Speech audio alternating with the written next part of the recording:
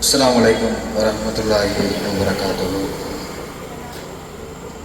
இன்னல் ஹம்தலில்லாஹ் நஹ்மதுஹு வ நஸ்தஈனுஹு வ நஸ்தக்ஃபிருஹு வ நஊது பில்லாஹி மின் ஷுரூரி அன்ஃபுஸினா வ மின் ஸய்யிஆத்தி அஅமாலினா. மை யஹ்திஹில்லாஹு ஃபலா முضில்ல லஹு வ மை யுضلل ஃபலா ஹாதிய லஹு. وأشهد أن لا إله إلا الله وأشهد أن محمدا عبده ورسوله. அளவற்ற அருளாளனும் நிகரில்லாத பேரன்புடையவனுமாகிய எல்லாம் வல்ல ஏக இறைவன் அல்லாஹ்வுடைய சாந்தியும் சமாதானமும் நம் உயிரிலும் மேலான உத்தம தூதர் நபிகள் நாயகம் ஸல்லல்லாஹு அலைஹி வஸல்லம் அவர்கள் மீதும், அவருடைய உத்தம சஹாபாக்கள், சஹாபிய பெண்மணிகள், இன்னும் எல்லா முஸ்லிம்கள் மீதும், குறிப்பாக இந்த பகுதியிலே முஸ்லிம்களாக வாழ்ந்து கொண்டிருக்கிற நம் ஒவ்வொருவர் மீதும் என்றென்றும் நின்று நிலவட்டுமாக என்று பிரார்த்தித்து, முன்மாதிரி முஸ்லிம் இளைஞர்கள் என்கிற 4 மாத கால தொடர் பிரச்சாரத்தில்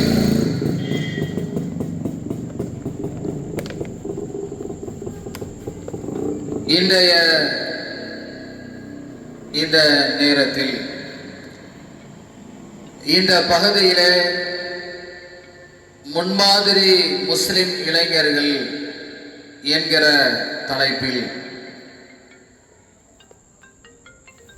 இஸ்லாமிய சமுதாயத்திலே இருக்கிற இளைஞர்களுக்கு தேவையான மார்க்க உபதேசத்தை, அவர்களுக்கான மார்க்க வழிகாட்டுதலை சொல்லுவதற்காக இந்த பிரச்சாரம் நடைபெற்றுக் கொண்டிருக்கிறது. எனவே பெரியவர்கள், தாய்மார்கள், சகோதர சகோதரிகள் இதை கேட்டு பயன்பெற வேண்டும் என்கிற கோரிக்கையோடு இன்றைக்கு தமிழகத்திலே வாழுகிற ஒவ்வொரு இஸ்லாமியர்களுடைய பகுதிகளிலேயும் இஸ்லாமிய இளைஞர்களுடைய செயல்பாடு எப்படி இருக்கிறது என்பதை ஆராய்ந்து பார்க்கும் பொழுது,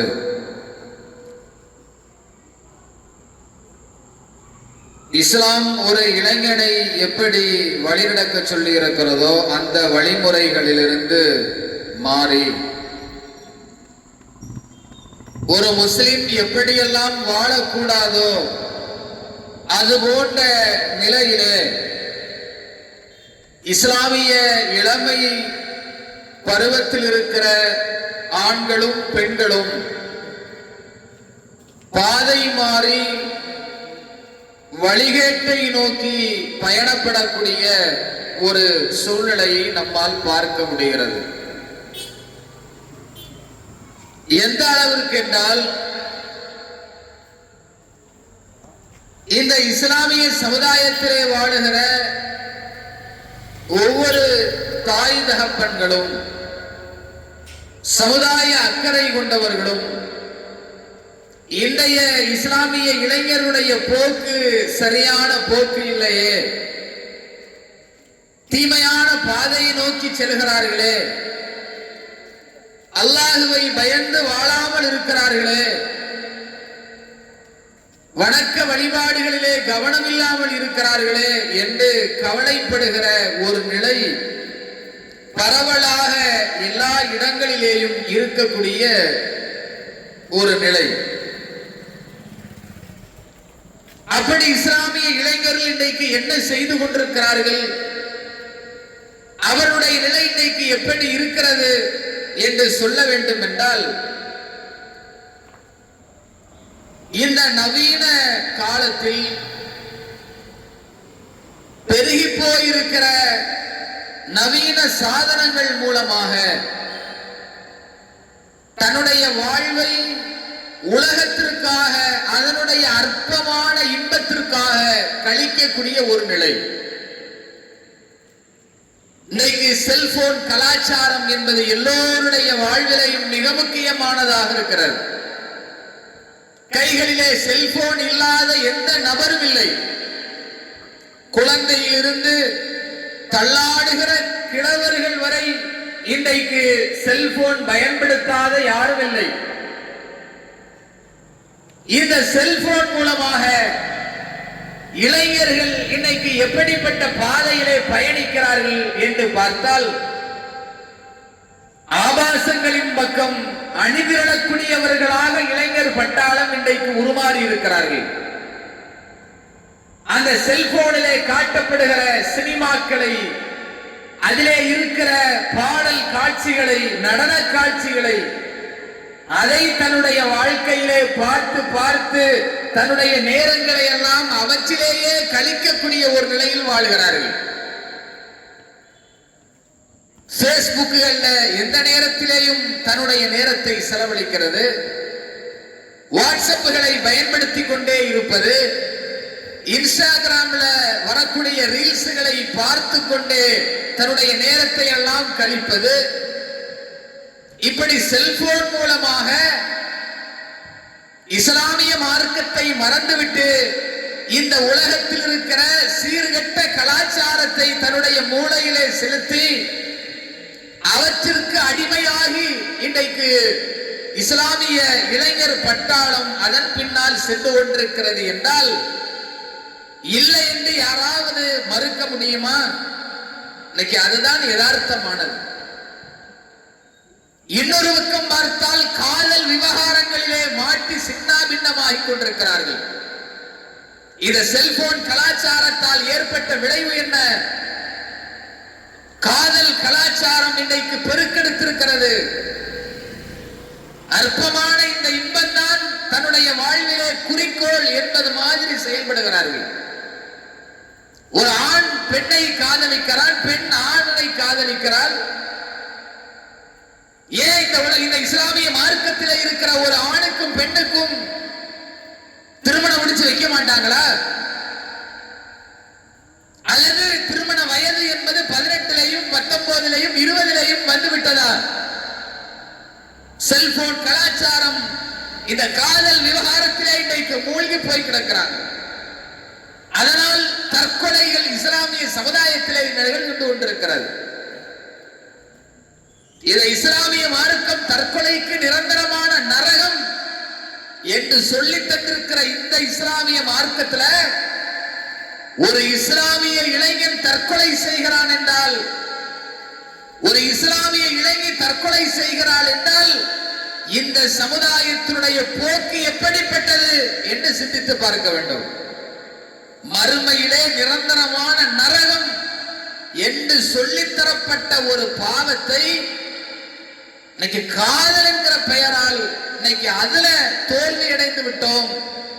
இனி உலகத்தில் வாழ வேண்டியதில்லை என்று ஒரு இஸ்லாமிய இளைஞன் இளைஞி முடிவெடுக்கிறார் என்றால் அவருடைய பாதை என்ன? எந்த பாதையை நோக்கி சென்று கொண்டிருக்கிறார்கள்? சிந்தித்து பார்க்க வேண்டாமா? காதல் விவகாரத்தில் சிக்கி சீரழிந்து ஒரு ஆண் அந்நிய பெண்ணிடத்திலே பேசுறது, ஒரு பெண் அந்நிய ஆணிடத்துல பேசுறது, சேட்டிங் பண்றது,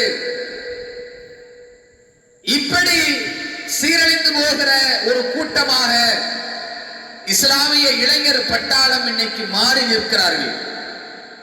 இன்னொரு பக்கம் போதை வஸ்துக்களுக்கு அடிமையாகிற ஒரு நிலை. சிகரெட்டு குடிக்கக்கூடிய ஒரு நிலை. இளமை பருவத்துல சிகரெட்டுகளையும் தண்ணியையும் அடித்துக் கொண்டு போதைக்கு அடிமைகளாகி கஞ்சாவை பயன்படுத்தக்கூடியவர்களாக இன்னைக்கு இஸ்லாமிய இளைஞர் பட்டாளம் உருவெடுத்து நிற்கிறார்கள். அதனுடைய விளைவு என்ன? சமுதாயத்தில் யாரையும் மதிப்பதில்லை, யாருக்கும் கட்டுப்படுவது இல்லை. ஏன்? போதை வஸ்துக்கள் அவனுடைய மதியை மயக்கிவிட்டது, இல்லாமலாக்கிவிட்டது. சிந்திக்கக்கூடிய ஆற்றல் இருக்காது. அப்படி ஒரு கூட்டம் இன்னைக்கு உருவாகி இருக்கிறார்கள். இன்னொரு பக்கம் பார்த்தால் பைக் மோகங்களில் இளைஞர்கள் இன்னைக்கு என்ன செய்யறாங்க, தன்னுடைய இளமை பருவத்தை கழிக்கிறார்கள். விலை உயர்ந்த பைக் ஒண்ணு வாங்கணும், அல்லது இருக்கிற பைக்கையாவது தாறுமாறாக ஓட்டணும், ரேஸ் பண்ணணும். ரோட்ல குழந்தைங்க போகுதா, பெரியவர்கள் போகிறார்களா, முதியவர்கள் இருக்கிறார்களா, இதய நோயாளிகள் இருக்கிறார்களா, எதை பற்றிய சிந்தனையும் இல்லை. ஹார்னை அடிச்சுக்கிட்டு பைக்கை ரேஸ் பண்ணி தாறுமாறாக ஓடக்கூடிய நிலை. அப்படி ஓடுவதனுடைய விளைவு என்ன? எத்தனையோ இஸ்லாமிய சமுதாயத்திலே வாழுகிற இளைஞர்கள் விபத்துகளிலே சிக்கி உயிரை இழந்திருக்கிறார்கள். நம்முடைய பகுதியில் இன்னைக்கு, நம்முடைய மாவட்டத்தில் ஒவ்வொரு பகுதியிலையும் போய் பாருங்க, 2 இஸ்லாமிய இளைஞர்கள் சேர்ந்து மரணித்து போகிறார்கள். காரணம் என்ன? பைக்ல வேகமா போறது, எங்கேயாவது போய் இடிக்கிறது, அதன் மூலமாக மரணத்தை தழுவுவது, அல்லது கை கால்களை இழப்பது, ஊனமுற்று போய் முடங்கி போய் கிடக்கிற ஒரு நிலையில் இருக்கிறாங்க. இல்லை என்று மறுக்க முடியுமா? இப்படி பைக் மோகம், செல்ஃபி மோகம், உலகத்தில் மற்றவர்கள் எப்படி வாழ்கிறார்கள் அது மாதிரி நாமும் வாழ வேண்டும் என்கிற ஒரு வாழ்க்கையை வாழ்ந்து கொண்டிருக்கிற இந்த நேரத்தில் தான் ஒவ்வொரு இஸ்லாத்திலே இருக்கிற சமுதாயத்தின் மீது அக்கறை கொண்டவர்களும் பார்க்கிறார்கள், என்ன ஒரு நிலையில இஸ்லாமிய சமுதாயத்தினுடைய இளைஞர்கள் வாழ்கிறார்கள். இப்படித்தான் வாழ வேண்டுமா? இஸ்லாம் இப்படித்தான் இளமை பருவத்தை கழிக்க சொல்லி இருக்கிறதா என்று கவலைப்படுகிற ஒரு நிலையில் தான் இந்த பிரச்சாரத்தை நாம் செய்து கொண்டிருக்கிறோம். இஸ்லாமிய இளைஞர்கள் வழிமாறி போய் கொண்டிருக்கிறார்கள். இந்த போக்கு என்பது அவர்களுக்கு ஆபத்து. இம்மையிலே அவர்கள் வெற்றியடைய முடியாது, மறுமையிலேயும் அல்லாஹ்வுடைய உதவியை பெற முடியாது, மறுமையிலேயும் அவருடைய வாழ்வு அல்லாஹ்வுடைய தண்டனைக்கு ஆளாகக்கூடும். இந்த சமுதாயத்தை எச்சரிக்க வேண்டும். இஸ்லாம் வழங்கி இருக்கிற போதனைகளை எடுத்துச் சொல்ல வேண்டும். அது நம் மீது கடமையாக்கப்பட்டிருக்கிறது.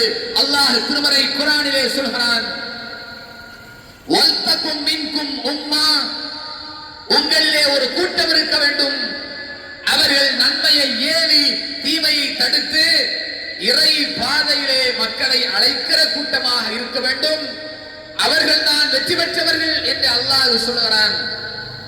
அந்த பிரச்சாரத்தை செய்ய வேண்டிய ஒரு இடத்துல இன்னைக்கு ஒவ்வொரு முஸ்லிமும் இருக்கிறார்கள். இளைஞர்களுக்கு நன்மையை சொல்ல வேண்டிய, அவர்கள் செய்கிற தீமையை தடுக்க வேண்டிய ஒரு கட்டாயம் என்பது இன்னைக்கு ஒவ்வொரு முஸ்லிம் மீதும் இருக்கிறது. இளமை பருவம் என்றால் என்ன? அல்லாஹ் எப்படிப்பட்ட நிலையை இளமை பருவத்திற்கு அல்லாஹ் வழங்கி இருக்கிறார். அவர்கள் இந்த இஸ்லாத்திற்கு செய்ய வேண்டிய எவ்வளவோ கடமைகள் இருக்கிறது. தன்னுடைய தாய் தாப்பனுக்கு செய்ய வேண்டிய கடமைகள் இருக்கிறது, சமுதாயத்திற்கு செய்ய வேண்டிய கடமைகள் இருக்கிறது. எல்லாவற்றையும் மறந்திருக்கிறார்கள். போதனைகள் தன்னுடைய இளமை பருவத்தில் எப்படி இருக்கணுங்கிறத மறந்து வாழ்ந்துட்டு இருக்கிறாங்க.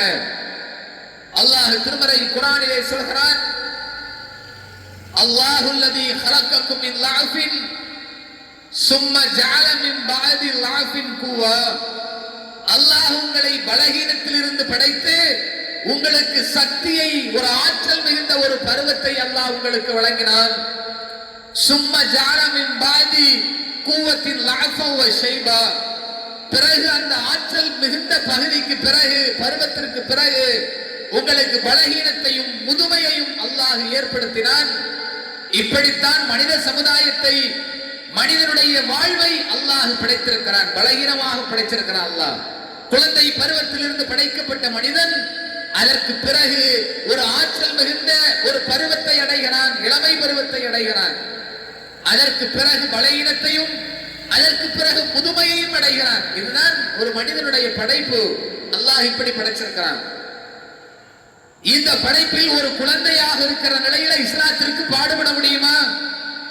ஒரு முதுமையாக இருக்கிற நிலையிலே அவர் ஆற்றுகிற இஸ்லாத்திற்கு உண்டான பங்கு என்ன? இந்த இரண்டு பருவத்தில் உடையவர்களுக்கும் ஒரு ஆற்றல் மிகுந்த இளமை பருவத்தில் இருக்கிற ஒருவருக்கும் உண்டான பங்கு என்பது கணக்கிட்டு பார்த்தால் ஆற்றல் மிகுந்த இளமை பருவத்தில் இருக்கக்கூடியவர்கள் தான் இறைவனுக்காக வேண்டி அதிகமான பணிகளை செய்ய வேண்டும், இந்த இஸ்லாத்திற்காக வேண்டி உழைக்க வேண்டும், மறுமைக்காக பாடுபட வேண்டும். ஆனா இன்னைக்கு நிலைமை என்ன? ஒரு குழந்தை கூட பள்ளிவாசலுக்கு மொத்தம் மதரசாவிற்கு குர்ஆனை தூக்கி கொண்டு செல்கிறது. வயதானவர்கள் பள்ளிவாசலை நோக்கி வந்து கிடக்கிறார்கள். தஸ்பீஹ் மணி எடுத்து சுப்ஹானல்லாஹ் அல்ஹம்துலில்லாஹ் அல்லாஹு அக்பர் என்று அல்லாஹுவை போற்றி துதித்து வயதான காலத்திலேயாவது பள்ளிவாசலோடு இருப்போம் என்று இருக்கிறார்கள்.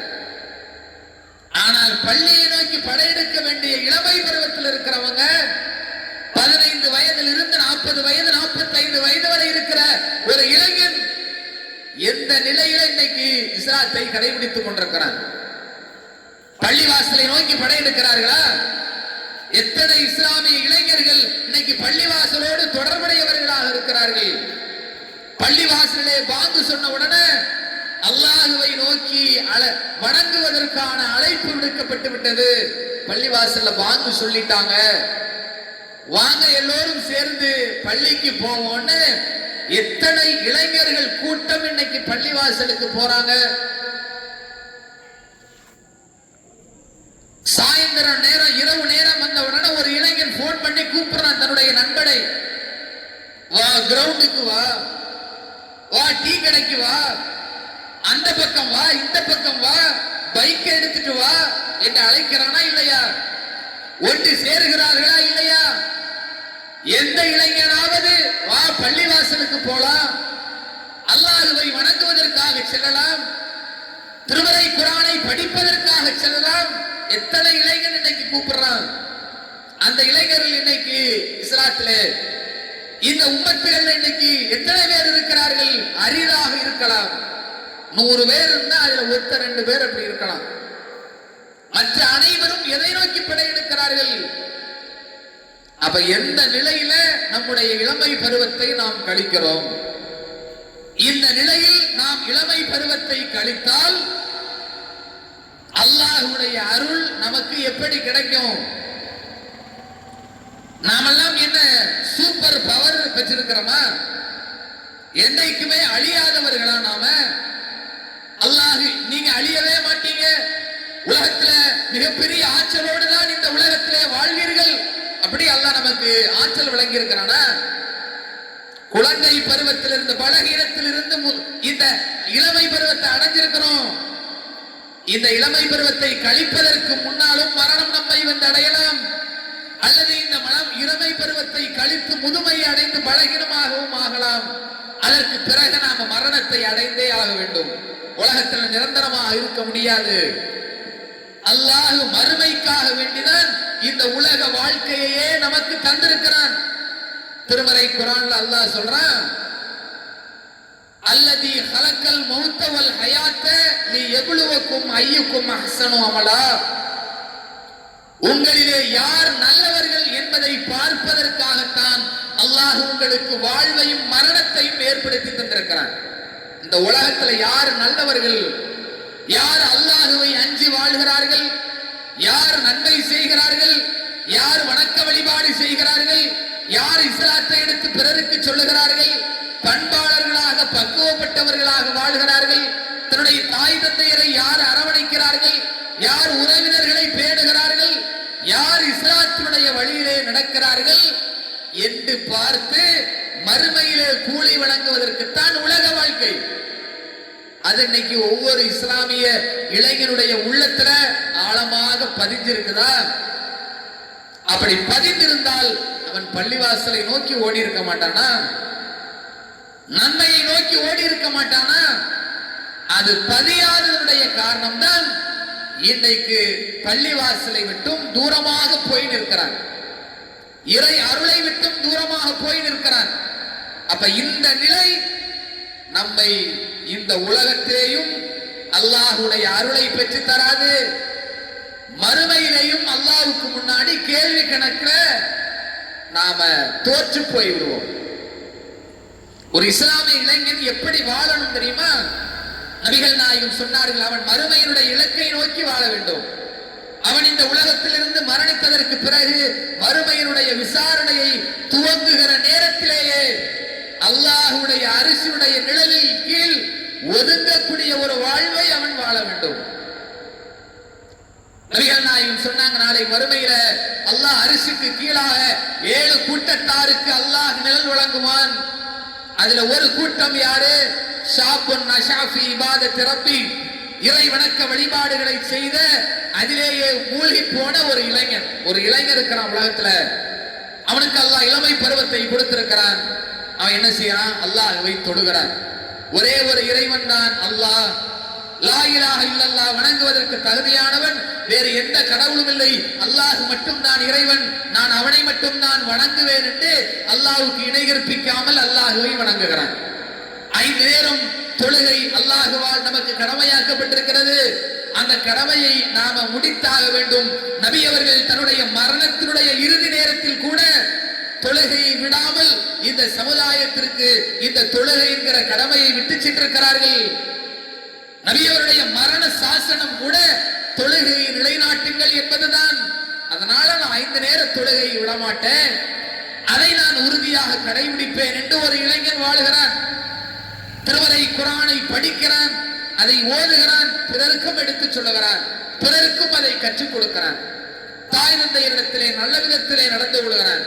சமுதாயத்திலே கஷ்டப்படக்கூடியவர்களுக்கு உதவி செய்கிறான். ஏழைகளுக்கு தான தர்மத்தை செய்கிறான். இஸ்லாத்தை பிறருக்கு எடுத்துச் சொல்லுகிறான். இப்படி இறை வணக்க வழிபாட்டிலே எந்த இளைஞன் மூழ்கி போனானோ, தன்னோடு இருக்கிற எந்த இளைஞனும் வழிகட்டு போகட்டும், அவனுக்கும் நேர்வழியை சொல்லிக் கொடுத்து விட்டு நானும் நேர்வழியிலே இருப்பேன், வழிகேட்ட போக மாட்டேன், ஆசா பாசங்களுக்கு நான் கட்டுப்பட மாட்டேன் அப்படின்னு ஒரு இளைஞன், எந்த இளைஞன் அல்லாஹ்வுடைய வணக்க வழிபாடுகளுக்கு முக்கியத்துவம் கொடுக்கிறானோ அந்த இளைஞனுக்கு அல்லாஹ் மறுமையில தன்னுடைய அரிசிக்கு கீழாக நிழல் வழங்குவான். இன்னைக்கு ஒவ்வொரு இளைஞனும் சிந்திக்க வேண்டும், இந்த நிலையில் நாம் இளமை பருவத்தை கழிக்கிறோமா? நமக்கு மரணம் வந்து விட்டால் அல்லாஹ்வுடைய திருப்பொருத்தத்தை அடைவது போன்று நம்முடைய வாழ்வு இருக்கிறதா? அல்லது இறைவனை மறந்து வாழ்ந்து கொண்டிருக்கிறோமா? அல்லாஹ் ஒரு கட்டம் வரைக்கும் தான் பார்த்து கொண்டே இருப்பார். உனக்கு இஸ்லாத்தை வழங்கிவிட்டு அந்த இஸ்லாத்திலே உனக்கு நேர்வழி பெறுவதற்கான வாய்ப்பையும் அல்லாஹ் வழங்கியதற்கு பிறகு நீ உன்னுடைய இளமை பருவத்தை தப்பிலேயும் தவறிலேயும் அசிங்கத்திலேயும் ஆபாசத்திலேயும் தீமையிலேயும் நீ கழித்துக் கொண்டே இருந்தால் அல்லாஹ் பார்த்து கொண்டே இருப்பான். உனக்கு அவகாசம் கொடுக்கப்பட்டு கொண்டே இருக்கும். எவ்வளவு நாள் தான் நீ தீமையில மூழ்கிற, எவ்வளவு நாள் தான் அல்லாஹ்வுடைய அச்சத்தை பெறாமல் இருக்கிறாய் என்று அல்லாஹ் பார்த்து கொண்டே இருப்பான். உன்னுடைய தீமை நீளும் என்றால், நீ பாவத்தில் தான் நிலைத்திருப்பாய் என்றால், ஒரு கட்டத்திலே அல்லாஹ்வுடைய பிடி உன் மீது இறங்கிவிடும். அல்லாஹ் எச்சரிக்கைத்தானே செய்யறான். அநியாயக்காரர்களை நாம் அழிப்போம் என்று அல்லாஹ் திருமறை குர்ஆன்ல சொல்றான். எவ்வளவு நாள் தான் அநியாயம் பண்றது? எவ்வளவு நாள் தான் தீமையை சம்பாதிக்கிறது? எவ்வளவு நாள் தான் அடுத்தவனை அசிங்கப்படுத்துறது, அடுத்தவர்களை தவறாக நினைப்பது? எவ்வளவு நாள் தான் இந்த பாவத்திலேயே மூழ்கி கிடப்பது, இஸ்லாத்தை மறந்து வாழ்வது? அப்ப நாம் இத்தனை நாட்கள் எப்படி இருந்தோமோ, அல்லாஹ்வுடைய அந்த எச்சரிக்கை வருகிற நேரத்தில் நம்முடைய நிலையை நாம மாற்றிக்கொள்ள வேண்டும். இந்த இஸ்லாமிய மார்க்கத்தினுடைய வரலாறு என்ன, இந்த இஸ்லாமிய மார்க்கத்தினுடைய நோக்கம் என்ன, அதை நாம புரிய வேண்டாமா?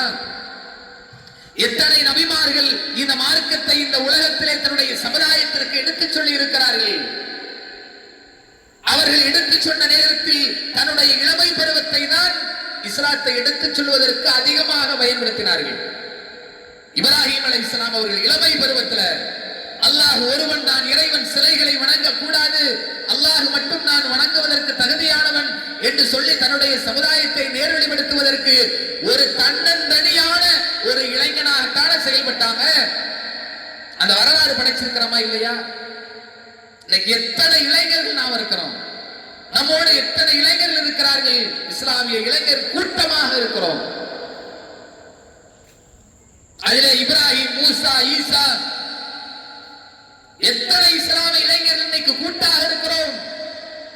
நாம் இந்த கூட்டமாக இருந்து நாம் இறை பணியை செய்ய முடியுமா முடியாதா? இவ்வளவு தீமைகளை கூட்டாக நாம செய்கிறோம் என்றால் அல்லாஹ்வுடைய பணியை இந்த கூட்டாக சேர்ந்து எத்தனை பணிகளை நம்மளால் செய்ய முடியும்? சமுதாயத்தில் எவ்வளவு சீர்கேடுகள் இருக்கிறது, இந்த சமுதாயத்துக்கு செய்ய வேண்டிய எவ்வளவு கடமைகள் இருக்கிறது. என்னைக்காவது அது குறித்து ஒரு இளைஞர் சிந்திச்சிருக்கிறானா? நபிமார்களுடைய சமுதாயம் குறித்து சிந்தித்தார்கள். மூசா அலைஹிஸ்ஸலாம் அவர்கள் தன்னுடைய இளமை பருவத்தில் தான் இந்த நபித்துவத்தையும் ஞானத்தையும் பெற்றார்கள். மக்களை வழிநடத்தினார்கள், பனு இஸ்ரவேல் சமுதாயத்தை வழிநடத்தினார்கள். இன்னைக்கு ஒரு இஸ்லாமிய இளைஞன் ஒழுக்க கேட்டல மிக மோசமான நிலையில் இருக்கிறார். கற்பொழுக்கத்தை பேணுவதிலே கவனம் இல்லாமல் இருக்கிறான். ஆனால் யூசுப் அலைஹிஸ்ஸலாம் அவர்கள் தன்னுடைய இளமை பருவத்தில் அவர்கள் எப்படிப்பட்ட கற்பொழுக்கம் உடையவர்களாக திகழ்ந்தார்கள். அது நமக்கு முன்மாதிரி இல்லையா? வழிகாட்டுதல் இல்லையா? பெண்கள் தவறான பாதைக்கு அழைக்கும் பொழுதும் யூசுப் அலைஹிஸ்ஸலாம் அவர்கள் சொன்னார்கள், அஸ்ஸிஜ்னு அஹப்பு இலை, இந்த சிறைச்சாலை எனக்கு மிக விருப்பமானது. இந்த பெண்கள் என்னை தவறான பாதைக்கு அழைப்பதை விட, அந்த பாவத்தை செய்வதை விட சிறைச்சாலையிலே நான் கொத்தடிமையாக அடிமைப்பட்டு கிடக்கிறது எனக்கு மிக விருப்பமானது அப்படின்னு சொன்னாங்களா இல்லையா? அந்த வரலாற்றை அல்லாஹ் திருமறை குர்ஆன் நமக்கு சொல்லத்தானே செய்றான். இப்படி நபிமார்கள் இளமை பருவத்தை இந்த மார்க்கத்திற்காக அர்ப்பணிச்சிருக்கிறாங்க. நல்லடியார்கள் அர்ப்பணித்திருக்கிறார்கள், சஹாபாக்கள் அர்ப்பணித்திருக்கிறார்கள். சஹாபாக்களுடைய வாழ்வை பார்க்கிறோம். தன்னுடைய இளமை பருவத்தை அல்லாஹ்விற்காக வேண்டி கழித்தார்கள், பள்ளிவாசலிலே கழித்தார்கள். பள்ளிவாசலுக்கு தேவையான காரியங்களை செய்வதில் கழித்தாங்க. திருமறை குர்ஆனை மனனமிட்டவர்களாக இருந்தார்கள். இன்னைக்கு நாம எப்படி திருமறை குர்ஆனை மனனம் விட்டுக் கொண்டிருக்கிறோம்? எத்தனை இஸ்லாமிய இளைஞனுக்கு திருமறை குர்ஆனுடைய வசனங்கள் தெரியும்? இங்கே போனா குல்லுல்லா சூரா மட்டும் தெரியும். தெரியக்கூடியவர்கள் இருக்கலாம், அறிதல் இருக்கலாம். ஆனால் பெரும்பான்மையான மக்களுடைய நிலைமை என்ன? இப்படித்தான் இளமை பருவத்தை கழிப்பதற்கு அல்லாஹ் நமக்கு வழிகாட்டி இருக்கிறானா? அப்ப நாம் நம்முடைய இலக்கை மறந்திருக்கிறோம். சைத்தானுடைய அந்த அடிச்சுவடுகளை பின்பற்றிக் கொண்டிருக்கிறோம். இஸ்லாமிய மார்க்கத்தை அல்லாஹ் தந்து நம்மை நேரான பாதைக்கு அழைக்கிறார், சுவர்க்கத்திற்கு அழைக்கிறார். அதற்கு எதிர் திசையிலே நின்று கொண்டு சைத்தான் நம்மை நரகத்திற்கு அழைக்கிறான். ஆனால் நம்மை படைத்த இறைவன் நம்மை சுவர்க்கத்திற்கு அழைக்கிற அந்த அழைப்பை மறுத்துவிட்டு சைத்தான் நம்மை நரகத்திற்கு அழைக்கிறான். அந்த அழைப்பை மகிழ்ச்சியோடு சந்தோஷமாக கூட்டாக நாம் என்ன செய்து கொண்டிருக்கிறோம்? ஏற்றுக்கொண்டு இந்த செல்போன்ல இருக்கிற அந்த தீமையிலையும் மற்ற தீமைகளையும் உலகத்தில் இருக்கிற அனைத்து தீமையான காரியத்திலையும் நாம் இன்னைக்கு கூட்டாக சேர்ந்து அவன் பின்னால் அணிவகுத்துக் கொண்டிருக்கிறோம். அல்லாஹ் சொல்றான், அல்லாஹ் எதுஹு இலா தாரிஸ் ஸலாம், அல்லாஹ் உங்களை சுவனத்தை நோக்கி அழைக்கிறான். சைத்தான் உங்களை நரகத்தை நோக்கி அழைக்கிறான். அப்ப நீங்க யாருடைய அழைப்பை ஏற்றுக்கொள்கிறீர்கள்? அல்லாஹ்வுடைய அழைப்பை ஏற்றுக்கொண்டால் நீங்க நாளை மறுமையிலே சுவனத்திற்கு செல்லலாம். இல்லைனா சைத்தானுடைய அழைப்பை நான் ஏற்றுக்கொள்வேன் என்றால் நாளை மறுமையில் சைத்தான் நம் அனைவரையும் கொண்டு போய் நரகத்திலே தள்ளுவான். அவன் அதுதான அல்லாஹ்விடத்துல சொல்றான், யா அல்லாஹ், நீ என்னை வழிகெடுத்து விட்டாய், அதனால் உலகத்தில் இருக்கிற ஒவ்வொன்றையும் இந்த மனிதர்களுக்கு நான் அழகாக்கி காட்டி அவர்களை வழிகெடுப்பேன், அவர்களை நரகவாசிகளாக மாற்றுவதற்கான எல்லா காரியத்தையும் செய்வேன். என்றாலும் இல்லா இபாதக மின்ஹுமுல் முஹ்லஸீன், உன்னுடைய நல்லடியார்களை தவிர மற்ற அனைவரையும் வழிகெடுப்பேன் என்று சொல்கிறார். அப்ப நாம் யாருடைய அழைப்பை ஏற்றுக்கொள்கிறோம்? சைத்தானுடைய அழைப்பை ஏற்றால் மறுமையில் நரகம்தான் நமக்கு நமக்கு பரிசு. அல்லாஹ்வுடைய அழைப்பை ஏற்றால் மறுமையிலே சுவனம் நமக்கு பரிசா கிடைக்கும். அப்ப எதற்காக வேண்டி நாம வாழணும்? நம்முடைய இலக்கு என்ன? மறுமையிலே வெற்றி அடைவதுதான் நம்முடைய இலக்கு. அப்ப அதை மறந்தால் இந்த அற்பமான உலகத்துல இருக்கிற அழிந்து போகிற இன்பத்திற்கு ஆசைப்பட்டு மனோ இச்சையை பின்பற்றிக் கொண்டு இந்த தப்பிலையும் தவறிலையும் நீடிப்போம் என்றால் மறுமையிலே சுவனத்தை இழக்கக்கூடிய துர்பாக்கியசாலிகளாக ஆகிவிடுவோம். அப்ப அதை கவனத்தில் கொண்டு நம்முடைய வாழ்வை நாம் சீர்படுத்த வேண்டும். இதற்கு முன்னால் எப்படியோ வாழ்ந்து விட்டோம், இதற்கு முன்னால் பாவத்திலே மூழ்கிவிட்டோம். இனிமேலாவது நாம் திருந்தணும், இனிமேலாவது நன்மையை நோக்கி வர வேண்டும் என்று இந்த இஸ்லாத்திலே இருக்கிற ஒவ்வொரு இஸ்லாமிய இளைஞனும் ஒவ்வொரு இஸ்லாமிய சகோதரர்களும் அதற்குண்டான மாற்றத்தை நம்மிடத்தில் ஏற்படுத்தணும். இன்னைக்கு சொல்ல வேண்டிய மிக முக்கியமான ஒன்று, பெற்றோர்கள் தன்னுடைய பிள்ளைகள் விஷயத்தில் கவனம் செலுத்தாதனுடைய விளைவுதான் இவ்வளவு பெரிய சீர்கேடு. இளைஞர்களுக்கு அவருடைய குழந்தை பருவத்திலேயே இஸ்லாத்தை ஊட்டி இருந்தால், மார்க்கத்தை ஊட்டி வளர்த்திருந்தால் அவர்கள் இன்னைக்கு நேர்வழி வச்சிருப்பார்கள். குழந்தைகளை வளர்க்கிற நேரத்தில் நாமும் அல்லாஹுவை அஞ்சி தொழுகை நிலைநாட்டி நல்லவற்றை பேசி நன்மைகளை செய்து இறைவனும் அவருடைய தூதரும் தான் நமக்கு முக்கியம், மறுமைதான் நமக்கு முக்கியம் என்று நம்முடைய பிள்ளைகளுக்கு வாழ்ந்து காட்டி இருந்தால் அந்த பிள்ளைகள் நம்முடைய வழியிலே வந்திருப்பார்களா இல்லையா? நிச்சயமாக வந்திருப்பார்கள். அதை நபிகள் நாயகம் ஸல்லல்லாஹு அலைஹி வஸல்லம் அவர்கள் சொல்கிறார்கள், குல்லு மௌலூதின் யூலது அலல் ஃபித்ரா, ஒவ்வொரு குழந்தைகளும் தன்னுடைய இயற்கை மார்க்கத்தில் தான் பிறக்கிறது. ஃபஅபவாஹு யுஹவ்விதானிஹி அவ் யுனஸ்ஸிரானிஹி அவ் யுமஜ்ஜிசானிஹி, அவருடைய பெற்றோர்கள் தான் அவர்களை யூதர்களாகவோ நசாராக்களாகவோ நெருப்பு வணங்கிகளாகவோ மாற்றுகிறார்கள். அல்லாஹ்வுடைய தூதர் சொன்னார்கள், குழந்தை இயற்கை மார்க்கத்துல தான் பிறக்குது.